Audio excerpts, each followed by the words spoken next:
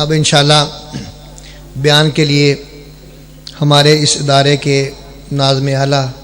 جن کی زیر نگرانی یہ سارا ادارہ چل رہا ہے، حضرت مولانا مفتی زاہد حسین صاحب سے گزارش ہے کہ وہ تشریف لائیں اور اپنی جو ہے پیاری پیاری باتوں سے ہمارے ایمان کو منور فرمائیں۔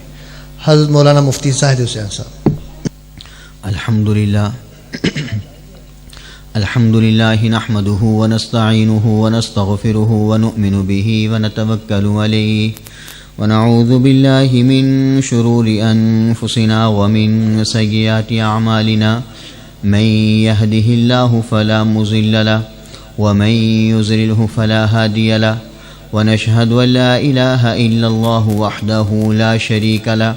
ونشهد ان سیدنا وسندنا ونبینا ومولانا محمدا عبده ورسوله اما بعد فاعوذ باللہ من الشیطان الرجیم بسم اللہ الرحمن الرحیم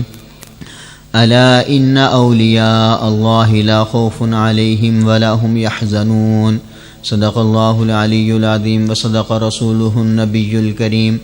ونحن على ذلك لمن الشاہدین والشاکرین والحمد للہ رب العالمین۔ انتہائی واجب الاحترام سامعین کرام، اللہ جل جلالہ نے بہت بڑا فضل فرمایا، انعام فرمایا، احسان فرمایا کہ مجھے اور آپ کو ایسی مجلس میں اور ایسی محفل میں بیٹھنے کی توفیق عطا فرمائی کہ جس کے اندر وہ بچے آج اپنا قرآن کا سبق ہمیں سنائیں گے کہ جنہوں نے اپنے سینے کے اندر پورے قرآن کو محفوظ کر لیا۔ یہ اللہ تبارک و تعالیٰ کا بہت بڑا فضل ہے، اس کا انعام ہے، اس کا احسان ہے۔ اللہ تبارک و تعالیٰ جس سے راضی ہوتے ہیں تو اس کو اپنے گھر میں آنے کی توفیق عطا فرماتے ہیں اور اس کو نماز کی توفیق عطا فرماتے ہیں، اور بظاہر ہم یہ کہتے ہیں کہ فلاں بندہ نمازی ہے، اور نمازی کہنے کا مطلب یہ ہوتا ہے کہ اس بندے کا کردار درست ہے، اس بندے کے اعمال صحیح ہیں۔ ہم جب بھی کسی سے کوئی کام کرنا شروع کرتے ہیں، کوئی کاروبار، تو سب سے پہلے ہم اس کا کردار دیکھتے ہیں کہ اس کا کردار کیسا ہے۔ اگر وہ نمازی ہو، مسجد میں آنے والا ہو، تو ہمارا دل اس بات کی گواہی دیتا ہے کہ یہ واقعتاً درست انسان ہے۔ لیکن وہ بچہ کہ جو اللہ تبارک و تعالیٰ کا وہ قرآن کہ جو سیدنا جبرائیل علیہ السلام حضرت محمد صلی اللہ تعالیٰ علیہ وآلہ وسلم پر لے کر آئے، نازل ہوئے، اس پورے کے پورے قرآن کو اپنے سینے میں محفوظ کر لیں، اور پھر اس قرآن کو محفوظ کر کے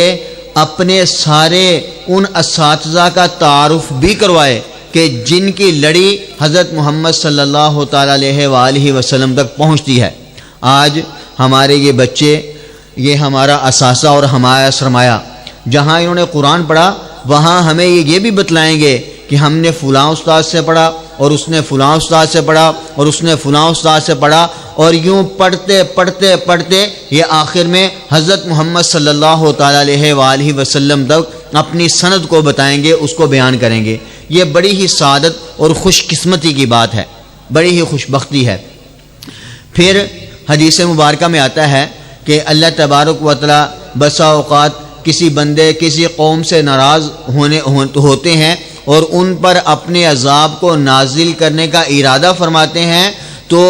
وہاں پر کچھ لوگ ایسے ہوتے ہیں کہ جن کی وجہ سے اللہ تبارک و تعالیٰ اپنے عذاب کو ہٹا لیتے ہیں۔ ان میں سے کچھ لوگ وہ ہیں جو رات کو تہجد کی نماز پڑھتے ہیں۔ اب ہمارے یہ بچے جو قرآن پڑھ رہے ہیں اور جو قرآن سن رہے ہیں، کبھی آپ نے سوچا کہ اللہ تبارک و تعالیٰ ان کے قرآن پڑھنے کی برکت سے کتنے قریب کے گھروں سے اپنے آئے ہوئے عذاب کو واپس بلا لیتے ہیں؟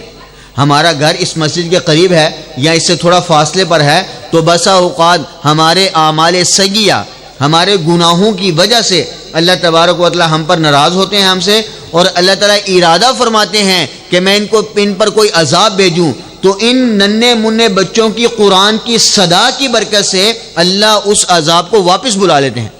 وہ عذاب اللہ تبارک و تعالیٰ اس کے ختم کرنے کا ارادہ فرما لیتے ہیں۔ پھر ایک حدیث میں آتا ہے، نبی اکرم صلی اللہ تعالیٰ علیہ وآلہ وسلم نے ارشاد فرمایا کہ جو بچہ قرآن کو سیکھنے کے لیے اللہ کے راستے میں نکلتا ہے، سمندروں میں تیرنے والی مچھلیاں اس کے لیے دعائے مغفرت کرتی ہیں، اور ایک حدیث میں آتا ہے کہ ہواؤں میں اڑنے والے پرندے اس کے لیے دعائے مغفرت کرتے ہیں، اور ایک حدیث میں آتا ہے نبی اکرم صلی اللہ تعالیٰ علیہ وآلہ وسلم نے ارشاد فرمایا کہ جب کچھ لوگ ایسے جو قرآن کو یاد کرتے ہیں اور اللہ کے نام کو یاد کرتے ہیں، جب وہ سارے بیٹھتے ہیں اور بیٹھ کر اہل اللہ کی صحبت میں وقت گزارتے ہیں۔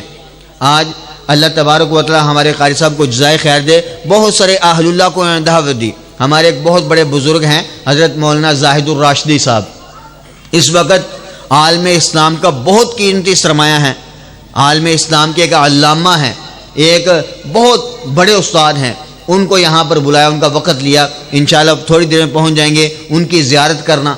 اسی طریقے سے ہمارے بہت سارے اساتذہ اور شیوخ کہ جنہوں نے اپنی ساری زندگی قرآن کے سیکھنے اور سکھانے میں لگا دی، تو وہ یہاں تشریف لائیں گے، ہم ان کی زیارت کریں گے۔ یہ ان کی زیارت کرنا گویا کہ اپنے ایمان کو نورانی اور روشنی والا کرنے والا ہے۔ تو اللہ تبارک و تعالی ہمیں ایسے بزرگوں کی زیارت کرنے کی توفیق عطا فرمائے۔ اہل اللہ کی صحبت میں گزارا ہوا تھوڑا سا وقت یہ انسان کے لیے آخرت میں بہت بڑا ذریعہ اور نجات کا سبب بن جاتا ہے۔ اس لیے ہمیں اس بات پر غور کرنا چاہیے کہ ہم اہل اللہ کی صحبت میں اپنا وقت گزاریں، اور جن بچوں نے قرآن پڑھا ہے اور جن بچوں نے قرآن کو حفظ کیا ہے، ان بچوں کی برکت سے اللہ تبارک و تعالی مجھے اور آپ کو، ہم سب کو ان بچوں کی قدر کرنے کی توفیق عطا فرمائے۔ ایک حدیث میں آتا ہے نبی اکرم صلی اللہ تعالیٰ علیہ وآلہ وسلم نے ارشاد فرمایا کہ میدان محشر لگا ہوگا اور اللہ جل جلالہ اعلان فرمائیں گے کہ فلاں بندہ جہنم کا حقدار ہے، جہنم اس پر واجب ہو چکی ہے، وہ جہنم کا مستحق بن چکا ہے، اور اسی اثنا جہنم کے فرشتے اس کو پکڑیں گے اور اس کو پکڑ کر اس کو روکیں گے، اور اس کو روک کر جہنم کے فرشتے اس کے لیے اعلان فرمائیں گے۔ میں حدیث مبارکہ آپ کو دوبارہ سناتا ہوں، یہ ہمارے اساتذہ جامعہ دارالقرآن فیصل آباد سے تشریف لائے ہیں، اور میں جب یہ ذکر کر رہا تھا یہ وہ شخصیات ہیں کہ جو صبح سے لے کے شام تک مسلسل قرآن کی تعلیمات کے لیے کوشش فرماتے ہیں۔ یعنی صبح اٹھے، یہاں ہمارے اس مدرسے کے اندر بھی الحمدللہ ایسا ماحول ہے کہ ہمارے بچے صبح نماز سے پہلے اٹھ جاتے ہیں، اور نماز سے پہلے اٹھ کر رات عشاء کے بعد تک قرآن کو پڑھتے ہیں۔ اور یہ وہ ہمارے اساتذہ ہیں کہ جو صبح کو قرآن کی تعلیم دینا شروع کرتے ہیں اور سارا دن قرآن کو پڑھاتے ہیں، اور انہی ہمارے اساتذہ سے بڑے ہوئے بچے پوری دنیا کے اندر اسلام کو نام روشن کر رہے ہیں، بچوں کو قرآن کی تعلیم دے رہے ہیں۔ یہ ہمارے اساتذہ ہیں کہ جن کے پڑھے ہوئے بچے پورے پاکستان اور پوری دنیا میں قرآن کو عام کر رہے ہیں، قرآن کی تعلیمات کو عام کر رہے ہیں۔ اس لیے ایسے اساتذہ کی زیارت کرنا، ایسے اساتذہ کی صحبت میں بیٹھنا اور ان کی صحبت سے فائدہ اٹھانا، یہ میرے اور آپ کے لیے انتہائی فائدہ مند ہے۔ یہ کل قیامت کو پتہ چلے گا کہ یہ کیا اس کا فائدہ ہوتا ہے۔ تو میں حدیث عرض کر رہا تھا، نبی اکرم صلی اللہ تعالیٰ علیہ وآلہ وسلم نے ارشاد فرمایا کہ قیامت کے دن اللہ تبارک و تعالیٰ ارشاد فرمائیں گے کہ فلاں ابن فلاں اپنے گناہوں کی وجہ سے جہنم کا مستحق بن گیا ہے، اور فرشتے آئیں گے اور فرشتے آ کر اس کو جہنم کے زنجیروں کے اندر جکڑ لیں گے۔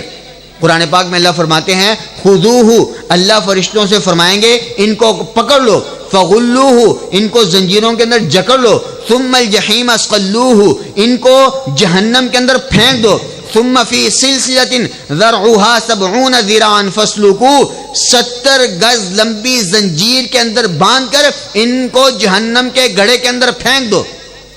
اسی دوران ایک بچہ آئے گا، ایک عام انسان آئے گا، اور وہ آ کر اللہ تبارک و تعالیٰ کے فرشتوں سے کہے گا کہ اس کی زنجیروں کو کھول دیجئے اور اس کو جہنم سے آزاد کر دیجئے۔ تو سوال ہوگا کہ اس کو جہنم سے کیوں چھوڑا جائے، کیوں اس کی زنجیروں کو کھولا جائے؟ تو وہ بندہ، یہ بچہ کہے گا کہ ہم نے دنیا کے اندر حضرت محمد مصطفیٰ صلی اللہ تعالیٰ علیہ وآلہ وسلم کا یہ پاک ارشاد سنا تھا۔ آپ صلی اللہ تعالیٰ علیہ وآلہ وسلم نے ارشاد فرمایا کہ جس بندے نے دنیا کے اندر اپنے بچے کو قرآن حفظ کروایا اور جس نے قرآن کو حفظ کیا،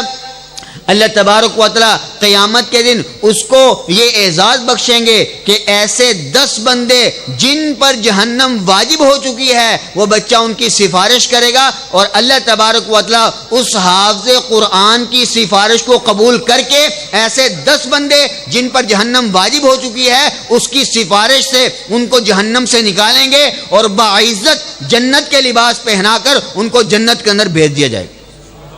تو یہ بچوں کو قرآن کا حفظ کروانا، اپنے بچوں کے سینوں کے اندر قرآن کی تعلیم کو اپنے بچوں کے ذہنوں کے اندر ڈالنا یہ بڑا ضروری ہے۔ اللہ تبارک و تعالی ہمیں اپنے ان بزرگوں کی، اپنے اساتذہ کی قدر کرنے کی توفیق عطا فرمائے، اور مجھے اور آپ کو، ہم سب کو، اپنے بچوں کو، اپنی اولاد کو قرآن پاک حفظ قرآن کی توفیق عطا فرمائے۔ جو کچھ کہا سنا گیا اللہ تعالیٰ ان پر عمل کی توفیق عطا فرمائے۔ وآخر دعوانا ان الحمد للہ رب العالمین۔